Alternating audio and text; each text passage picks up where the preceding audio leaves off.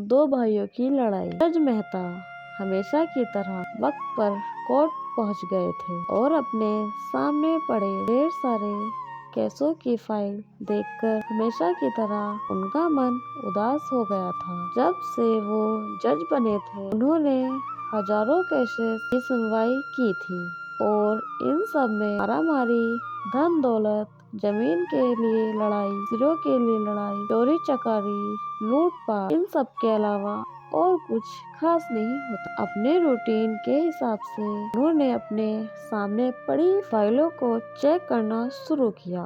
दूसरी फाइल उन्होंने उठाई ही थी और उस पर उनकी नजरें टिक गई। उन्हें ये केस बाकी सब से अलग और खास लगा। उन्होंने इस फाइल को पूरा पढ़ डाला। ये केस एक छोटे भाई ने अपने बड़े भाई पर किया था और केस करने का कारण था माँ की कस्टडी पाना। मेहता जी ने सबसे पहले इसी केस की कार्रवाई करने का फैसला किया। कोर्ट में सब हाजिर हो गए। जज ने सबसे पहले छोटे भाई को अपनी बात रखने का मौका दिया। छोटे भाई ने कहा, जज साहब, मेरी उम्र 50 वर्ष है और मेरे बड़े भैया की उम्र 60 वर्ष है। हमारी माँ जो 90 साल की है वह बड़े भाई के साथ ही रहती है, लेकिन अब मैं चाहता हूँ कि माँ बाकी के बचे वर्ष मेरे साथ रहकर बिताए। माँ की सेवा करने का मौका अब मुझे मिलना चाहिए। मैंने बड़े भैया को काफी समझाया कि अब आपकी भी उम्र हो चली है, अब आपकी सेहत भी अच्छी नहीं रहती और आप दिल के मरीज भी हैं। मैं अभी स्वस्थ हूँ, इसीलिए बेहतर यही होगा कि माँ की सेवा करने का मौका अब मुझे दिया जाए।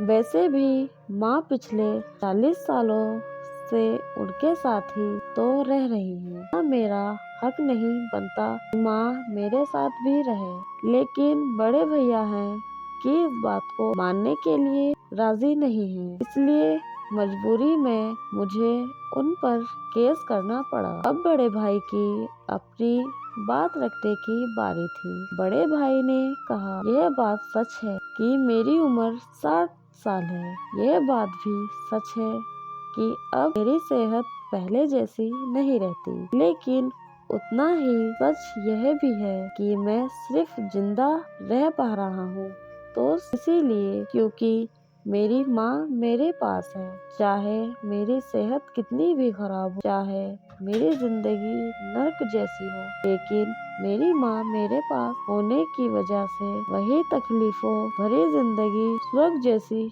बन जाती है। जज साहब, आप ही बताइए, मैं माँ को अपने से दूर कैसे होने दे सकता हूँ। जज ने बड़े भाई से कहा कि तुम खुद कहते हो कि तुम्हारी सेहत ही नहीं रहती, तो भला तुम कैसे अपनी माँ की देखभाल अच्छे से कर पाओगे, यह भी तो सोचो। बड़े भाई ने कहा, अपनी माँ की बड़े अच्छे से देखभाल करता हूँ। आप माँ से भी पूछ सकते हैं और अगर वो खुद कहे कि उन्हें मेरे साथ नहीं रहना तो आप बेशक उन्हें मेरे भाई के साथ भेज दीजिए। जज को ये बात ठीक लगी और उन्होंने माँ को अदालत में बुलाने का फैसला किया। 90 साल की बूढ़ी माँ बड़ी ही कमजोर थी।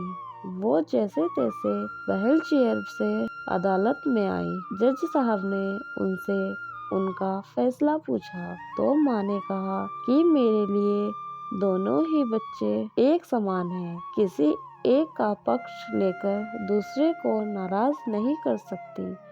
आप तो जज हैं, आप तो ऐसे फैसले हमेशा लेते हैं। आप जो भी फैसला लेंगे वह मेरे लिए आखिरी फैसला होगा और मैं चुपचाप उसे मान लूंगी। जज साहब बहुत परेशान हो गए। उन्होंने अपनी पूरी जिंदगी में ऐसा अनोखा केस कभी नहीं देखा था। हमेशा दो भाई अपने माता पिता को एक दूसरे पर थोपते, एक कहता तुम रखो तो दूसरा कहता है कि तुम ही रखो। जज का आश्चर्य अब और भी ज्यादा बढ़ गया जब उन्हें पता चला कि माँ के पास दोनों बेटों को वसीयत में देने के लिए उठी कौड़ी भी नहीं थी। बड़े सोचने विचारने के बाद जज ने फैसला किया कि माँ को अब छोटे भाई को सौंप देना चाहिए। ये फैसला सुनते ही बड़ा भाई जमीन पर बैठ पड़ा और फूट फूट कर रो पड़ा। उसे रोता देख कोर्ट में हाजिर सभी के साथ जज की भी आंखों से आंसू बह निकले। दोस्तों, आपने भाई भाई की लड़ाई बहुत देखी होगी, लेकिन जैसे इन दोनों भाइयों ने अपनी माँ के लिए लड़ाई की, वैसे अनोखी लड़ाई कभी नहीं देखी होगी। इस कहानी से और इन दोनों भाइयों से हमें सीखना चाहिए कि माँ बाप का कर्ज कैसे उतारा जाता है और माँ बाप की सेवा कैसे निस्वार्थ भाव से की जाती है।